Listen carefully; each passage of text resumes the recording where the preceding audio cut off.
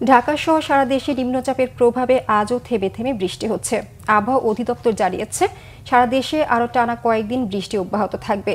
উত্তর পশ্চিম বঙ্গোপসাগর এবং তৎসংলগ্ন এলাকায় অবস্থানরত সুস্পষ্ট লঘুচাপটি প্রথমে নিম্নচাপ, তারপর গভীর নিম্নচাপে পরিণত হয়। এটি আরও উত্তর দিকে অগ্রসর হয়ে সাগরদ্বীপ ও খেপুপাড়ার মধ্য দিয়ে পশ্চিমবঙ্গ বাংলাদেশ উপকূল অতিক্রম করেছে। বর্তমানে সাতক্ষীরা ও তৎসংলগ্ন এলাকায় স্থল গভীর নিম্নচাপ আকারে অবস্থান করছে। আরও উত্তর পূর্ব দিকে অগ্রসর হয়ে ক্রমান্বয়ে দুর্বল হয়ে যেতে পারে। দক্ষিণ পশ্চিম মৌসুমী বায়ু বরিশাল, চট্টগ্রাম, সিলেট, ময়মনসিংহ, ঢাকা এবং রংপুর বিভাগ পর্যন্ত অগ্রসর হয়েছে।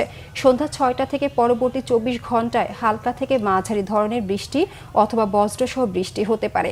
সেই সাথে ময়মনসিংহ, ঢাকা, খুলনা, বরিশাল, চট্টগ্রাম ও সিলেট বিভাগের কোথাও কোথাও মাঝারি ধরনের ভারী থেকে অতি ভারী বর্ষণ হতে পারে।